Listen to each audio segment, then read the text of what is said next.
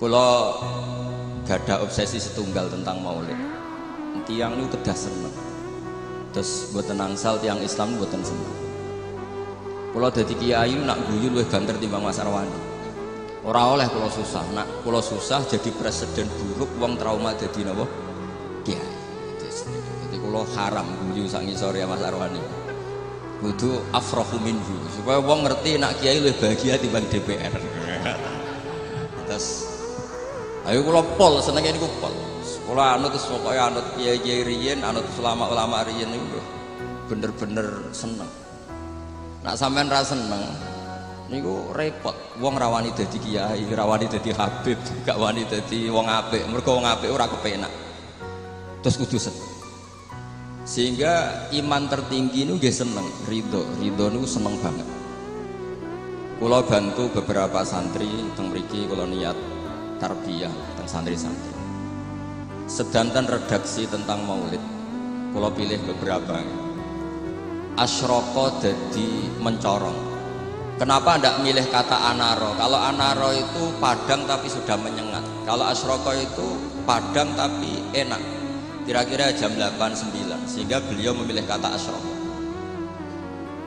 Dulu Syekh Abdurrahman Ad-Dibaghi milih kata asyraqal badru alaina karena al-badru itu simbol kesempurnaan. Itu juga baik. Tapi Sayyid Ali milih al-kaun karena yang harus senang dengan kelahiran Rasulullah SAW itu semuanya, bukan sekedar rembulan.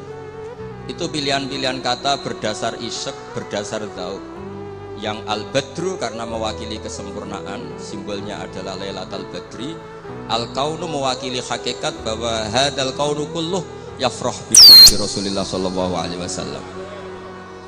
Kalau kemarin disuruh sama Gus Yasin Putra Bambun untuk ngisi maulid di dalam beliau. Saya menerangkan bahwa orang itu harus senang. Kata Sayyid Muhammad sallallahu alaihi wasallam, "Faman angkaral maulida faqila lahu," misalnya, "limada tafrahu bi maulidin nabi?" Apa bisa menjawab? Misalnya kita punya anak, saya beri contoh, punya anak keriting, wireng, gendut, raine kok bapake lah kira-kira gitu. Iku wae diakekoi seneng kelahiran anak, padahal prospeknya enggak jelas. Sok ben nakal ta ora kok bapake ora jelas, kowe seneng. Lho iki lahire nabi diseneng-senengno kok dieskali.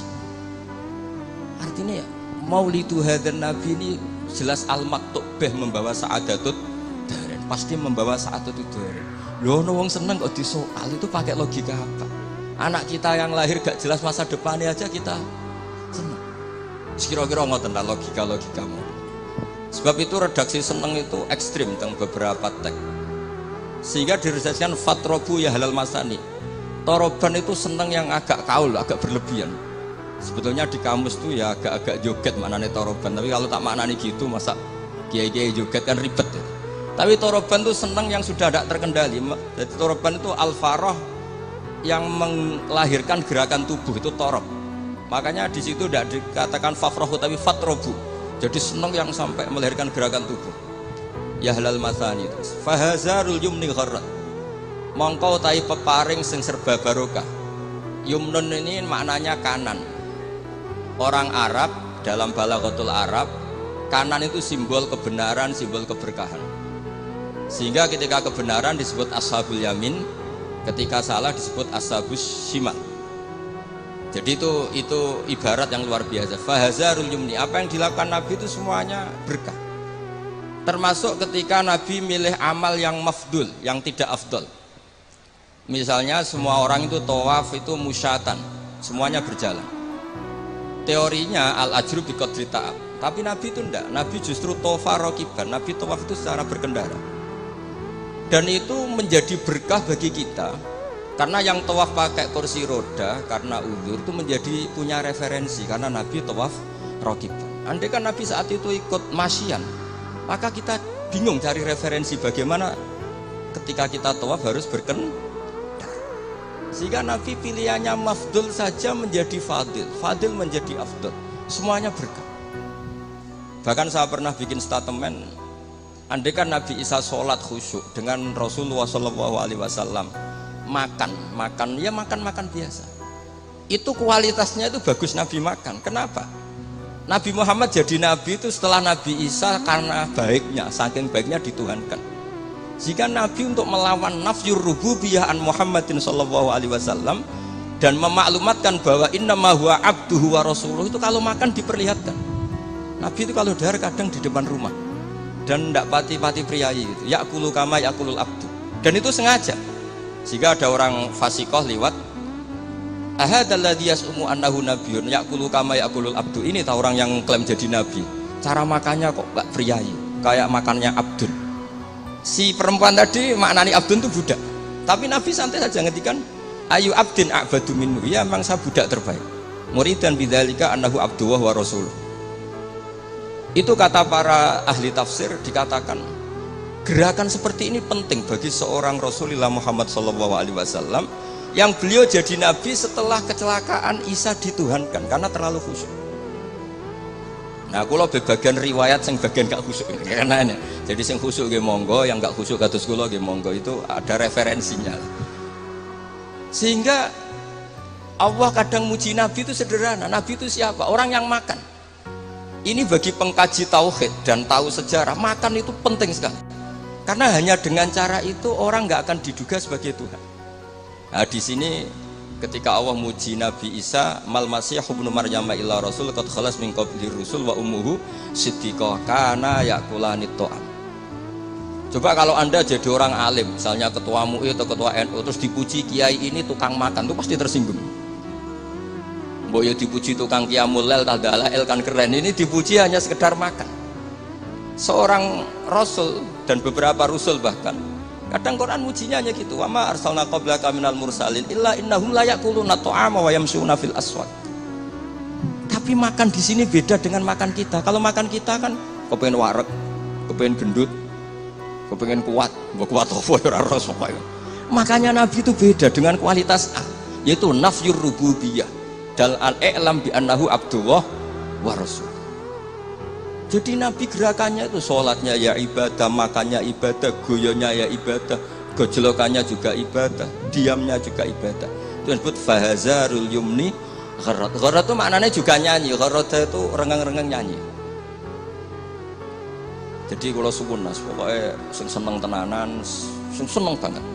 Walana busyra napa bisadin mustamirin laisa yanfat haitsu utina atau an jama'al fakhral mu'abbad. Jadi walana lan iku berhak kedhi kita al busyra ta seneng bisa din kelan kebahagiaan sifate sakdin mustamirin kang abadi.